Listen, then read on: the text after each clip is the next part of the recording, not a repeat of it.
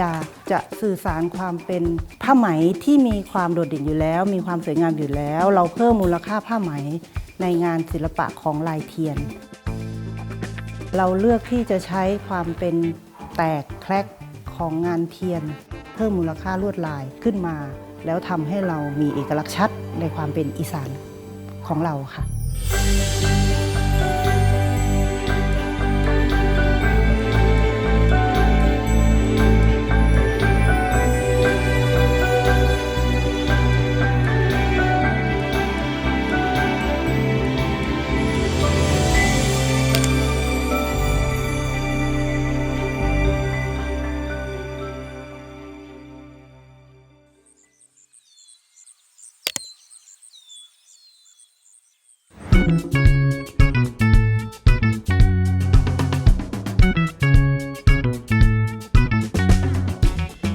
ผ้าไหมบาติกลวดลายสะดุดตาดูเป็นเอกลักษณ์เหล่านี้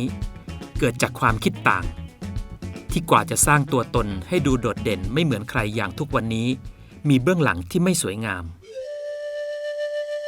ย้อนไปเมื่อก่อนปี35เราเป็นผู้ประกอบการขายผ้าเสื้อสำเร็จรูปอยู่ที่ประตูน้ำเราอยู่ที่นั่นประมาณ8ปีได้กลับบ้านเพราะว่าวิกฤตเงินบาททำให้กลับมาเริ่มต้นไปอยู่เมืองกรุงก็ไปด้วยตัวเปล่ากลับมาตัวเปล่าก็ต้องเป็นช่วงที่ต้องทำใจอย่างมากในเรื่องการเริ่มต้นเราก็ต้องมาใช้วิชาชีพที่เรามีความรู้ในเรื่องของตัดเสื้อผ้ามาหารายได้ที่บ้าน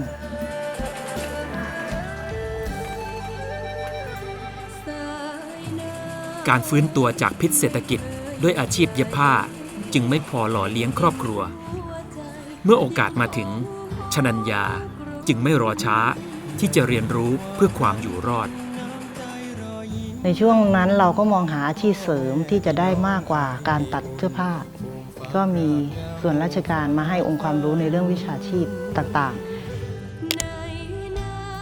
หนึ่งในนั้นก็คืองานเขียนบาติกซึ่งเราทำงานผ้าเรารู้สึกงานผ้าที่เขียนลวดลายเราสนใจก็ไปอบรมเอาองค์ความรู้นั้นกลับมากี่คนหอบฝันทวนทางหวนคืนมาซบแผ่นดินแล้วก็เอามาสอนเขาอย่างน้อยๆเขาก็มีงานทำพี่ก็ตัดเสื้อผ้าไปแต่ในพื้นที่จริงๆยังไม่มีใครทำบาติกตรงนี้เราก็เลยเริ่มหัดเริ่มฝึกครั้งแรกที่เราทำตรงนี้คือเราทำผ้าเช็ดหน้าแล้วใช้วิธีลอกลาย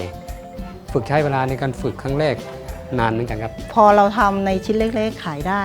นั่นเป็นสิ่งที่พี่พ่อเขาก็เขียนได้นะแล้วก็ขายได้มันเป็นความรู้สึกที่แบบว่าใจพองโต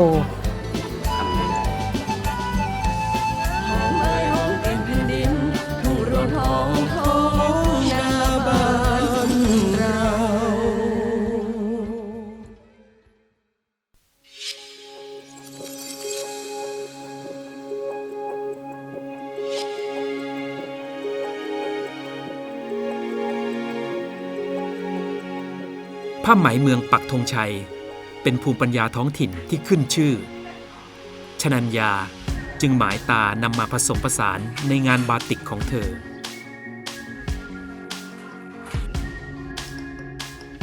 เขียนบนผ้าไหมที่เขาไม่เขียนกันเพราะว่าเราอยู่ในพื้นที่ที่มีชื่อเสียงอยู่แล้วในเรื่องของคุณภาพผ้าเราก็เลยสื่อสารไปว่าคุณภาพผ้าเหล่านั้นเราเอามาเพิ่มมูลค่าในการสร้างลวดลายทำให้คนยิ่งชื่นชอบและก็เข้าใจความเป็นปักธงชัยแล้วเริ่มจากการเขียน1ชิ้น4หลา2ชิ้น8หลาก็เพิ่มจำนวนมาเรื่อยๆเป็น20-50ชิ้นอย่างเงี้ยแต่การเขียนบาติกแบบเดิมต้องนิ่งต้องแม่นเรื่องน้ำเทียนเนาะถ้าพลาดก็จะต้องต้มใหม่ซึ่งแก้ไขงานแล้วทำให้ผ้าเสียหายก็ทำให้เราเขียนคนเดียวไม่ไหวหรอกแล้วเขียนอย่างนี้ก็อันตรายเรามีความรู้สึกมันทั้งร้อนทั้งยากทั้งลำบากกับการที่จะฝึกช่างเขียนช่วยเ เขียนวิธีใหม่ดีไหมอันนั้นเป็นโจทย์ที่เราต้องคิด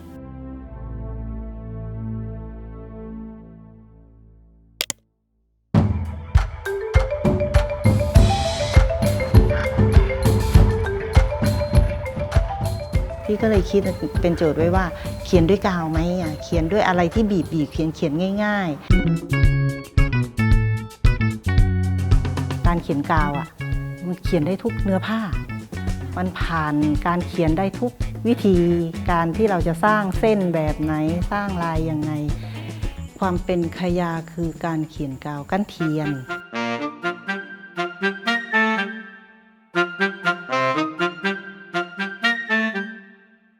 แล้วเราก็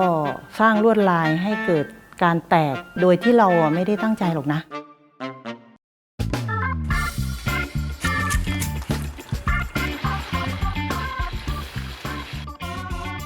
แล้วเราเขียนวิธีนี้แล้วมันเกิดการแตกกันแครกมันเกิดอารมณ์ว่าเราอยู่อีสานศิลปะการเขียนผ้าบาติกอยู่ภาคใต้แต่เราใช้ผ้าไหม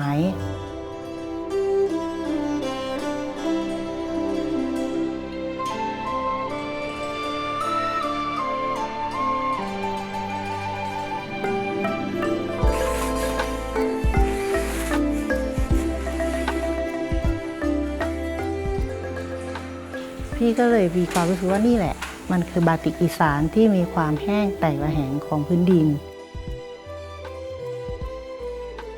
การที่ทำแล้วอธิบายให้ลูกค้ารับรู้แล้วลูกค้าเข้าใจในสิ่งที่เราสื่อสารมันก็เลยเป็นจุดเด่น สายน้ำไม่เคยหยุดไหลแผ่นดินหัวใจ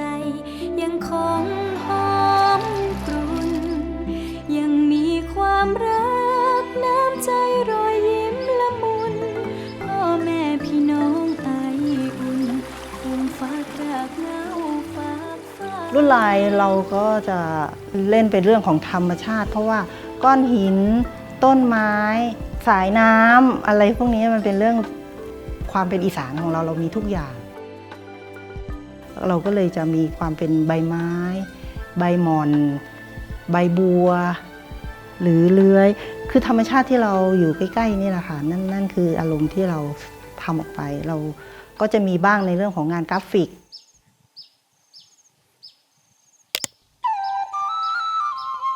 เราผ่านอุปสรรคมาเยอะมากเพราะเราใช้แนวคิดของเราซึ่งในวงการสร้างลวดลายบาติกเขาไม่เป็นที่ยอมรับหรอกเขาจะไม่ยอมรับในวิธีคิดแบบนี้เขียนแบบนี้ไม่ได้ผิดเพี้ยนของเขาหมด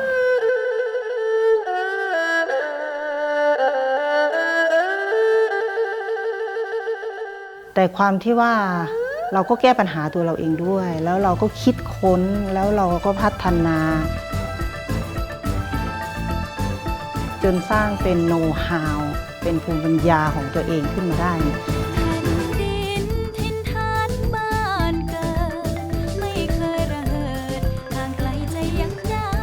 การดัดแปลงเขียนลวดลายบาติกในทิศทางของตัวเองสร้างเอกลักษณ์และยังส่งต่อให้กับคนรุ่นหลังได้ทำงานร่วมกันสะดวกรวดเร็วคือเราสามารถปล่อยจินตนาการของเราได้ครับพี่ก็จะถนัดลายดอกไม้เครือเถามีผีเสื้อมีสายน้ำอย่างเงี้ยค่ะมันก็จะอ่อนช้อยเราต้องมั่นใจในความสุขที่เราทำเนาะเราทำกับรุ่นลูกรุ่นหลานนะเราสร้างงานให้เขาได้แล้วเขาทำงานกับเราได้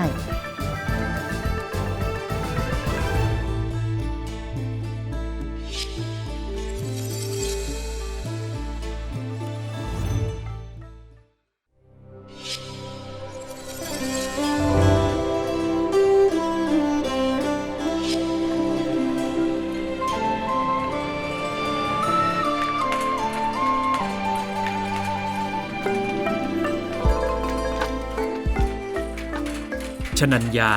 เป็นสื่อกลางในการส่งต่อผลผลิตจากต้นน้ำสู่ปลายน้ำทำให้มองเห็นหัวใจสำคัญของวิถีชุมชนชุมชนเขาจะเป็นช่างทอกันทั้งชุมชนนะคะแต่ส่วนใหญ่ก็จะทอกันแบบว่ารับค่าแรงแต่ในเมื่อผู้ทอ สูงวัยขึ้น อายุมากขึ้นการทอก็ลดลงรายได้ก็น้อยลง ก็เลยทำให้เราเกิดแนวคิดว่าทำอย่างไรผู้ทอที่มีทักษะฝีมือ แต่อยู่ในวัยที่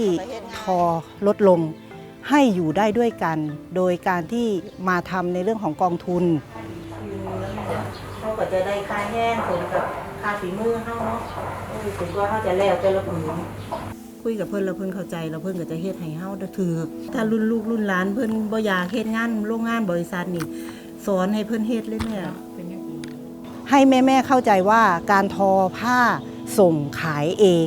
จะแตกต่างจากการทอผ้ารับค่าแรงอย่างไรที่จะเส้นหยาบๆเส้นหนาๆเฮาก็เอาไปเฮ็ดกระเป๋าจับจึงเป็นการทำงานที่เป็นโครงการร่วมกับชุมชนในเรื่องของกองทุนเส้นไหมโดยที่นำเส้นใยไหมที่มีคุณภาพจากผู้สาวเส้นมาสู่ผู้ทอแล้วเราจะเป็นผู้รับซื้อ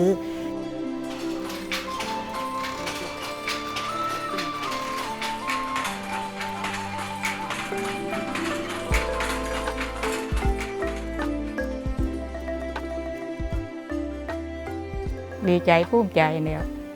เพราะว่าได้เห็นของดีได้เห็นงานแบบสบายอยากมีตังค์ใส่อยากทำงานดีใจคอยเป็นให้ทำไปเรื่อยๆไปอย่างที่ เป็นที่ว่าเป็นอาชีพงานหลักอยู่บ้านเราต้องไปที่อื่นค่ะคือว่าหากินร่วมกันเหมือนครอบครัวเดียวกันคือแนวคิดนี้นะอยากให้ภูมิปัญญาของแม่ที่มีอยู่ตั้งแต่วัยสาวจนมาถึงณปัจจุบันเนี่ยรู้สึกมีคุณค่าและภูมิใจในความเป็นทักษะฝีมือของตัวเอง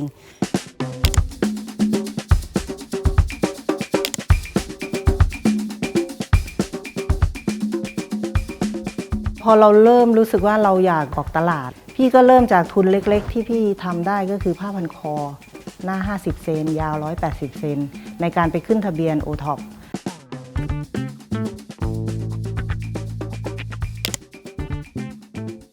ทำให้พี่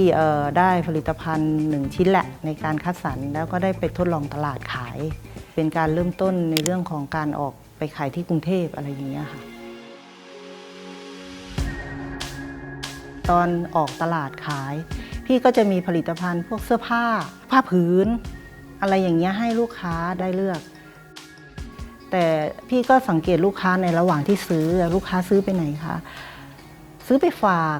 ทำให้เรามั่นใจในเรื่องของการเป็นของฝากเราก็เลยแตกลายเป็นในเรื่องของหมอนรองคอกระเป๋าคล้องมือที่เป็นของชิ้นเล็กพกพาง่ายสะดวกในการซื้อไปฝากชนัญญาพัฒนาต่อยอดสินค้าให้มีความหลากหลายเพื่อรองรับตลาดกลุ่มใหม่และสร้างรายได้ให้กับกลุ่มอาชีพในชุมชน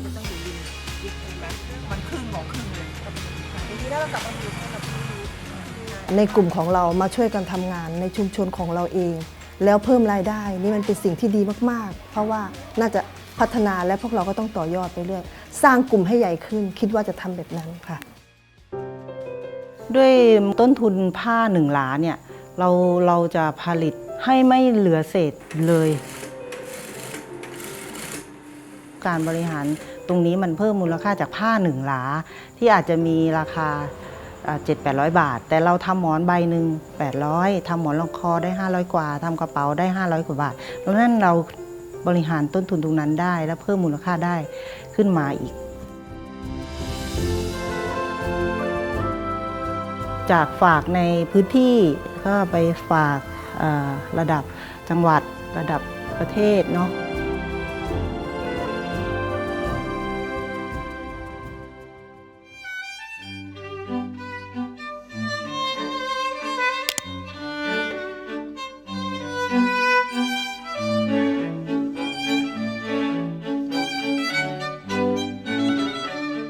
ร้านค้าที่เรามุ่งไปก็จะเป็นร้านค้าที่เป็นช็อปที่เป็นสินค้าในกลุ่มลูกค้านักท่องเที่ยวนักเดินทางนี่แหละค่ะ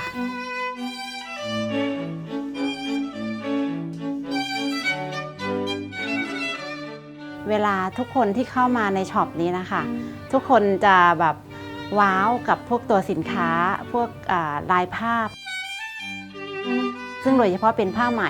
ลายบาติกนะคะซึ่งจะไม่ค่อยเห็นที่อื่นมากนัก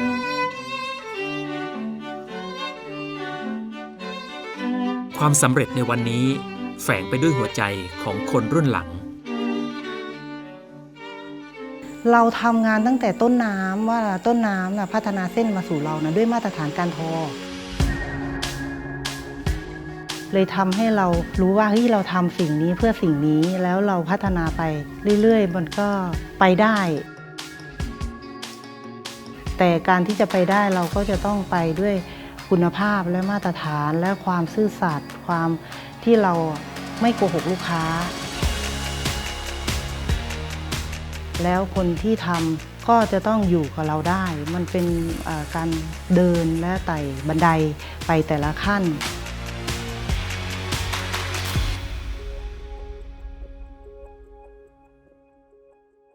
เราเป็นในกลุ่มเกษตรที่เราใช้เส้นใยไหม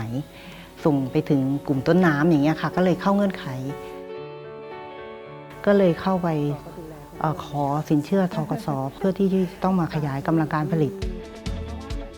การที่เราทำงานมือแต่ละคนกว่าออกจะมาเป็นผลิตภัณฑ์มันคือภูมิปัญญามันคือแรงงานที่เราเอาความเป็นชุมชนสร้างสรรค์งานออกไปสู่ตลาดก็เป็นการพัฒนาไปแต่ละคอลเลกชันเป็นสินค้าที่เราก็มีสินเชื่อตัวหนึ่งที่เข้ากับกลุ่มเป้าหมายตรงนี้อยู่แล้วนะคะก็คือโครงการธุรกิจชุมชนสร้างไทยนะคะก็ทำให้นิดมีแรงแล้วก็มีกำลังใจแล้วก็ขอบคุณทางธกส.ที่เข้าใจแล้วก็ช่วยเหลือในเรื่องของการหมุนเวียนธุรกิจได้อย่างไม่สะดุดนะคะสว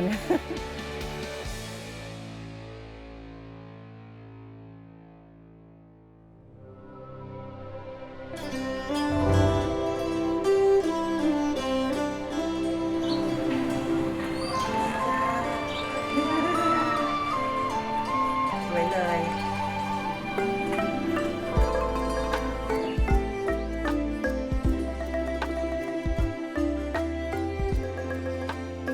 เป็นอะไรที่ตื่นเต้นสำหรับภูมิปัญญาที่นี่มากเลยเรามีความรู้สึกว่าเฮ้ยของดีอยู่แล้วให้ดียิ่งขึ้นไปอีกมันทำให้เรารู้สึกตื่นเต้นกับการทำงานแล้วก็ทำให้เรารู้สึกภูมิใจในตัวที่เราเป็นคนกลางที่มาต่อยอดภูมิปัญญาแล้วพ่อแม่ที่ทำอยู่เรายังรักษาแล้วก็ยังจะส่งต่อให้รุ่นลูกรุ่นหลานทอไม่เป็นไรลูกหนูก็เขียนลายหนูก็สร้างลวดลายหนูก็สร้างจินตนาการเพื่อที่จะขายเพื่อที่จะส่งไปให้ชาวโลกได้เห็นตรงนี้เป็นความรู้สึกดีแล้วก็ดีใจภูมิใจอะค่ะสิ่งที่เราคิดแก้ปัญหาณวันนั้นในความยากเหลือเกินเนี่ยให้มันง่ายแต่ง่ายนั้นกลับกลายเป็นเรื่องที่แตกต่างแต่พอมาถึงวันนี้สิ่งเหล่านั้นที่เราคิดเอาไว้มันเหมือนปิดกระดุมเม็ดแรกถูกเนาะมันก็เลยเดินหน้าไปสู่ตลาดที่โตขึ้นที่กว้างขึ้นได้ในอนาคตข้างหน้าเราอาจจะส่งออกได้แล้วเราจะไปถึงสากลได้อย่างเงี้ยทำให้เราใจพองโตแล้วทำให้เราค่อยๆไต่คุณภาพของเราแล้วก็ค่อยๆเติบโตไปกับชุมชนที่ก็หวังไว้อย่างนั้น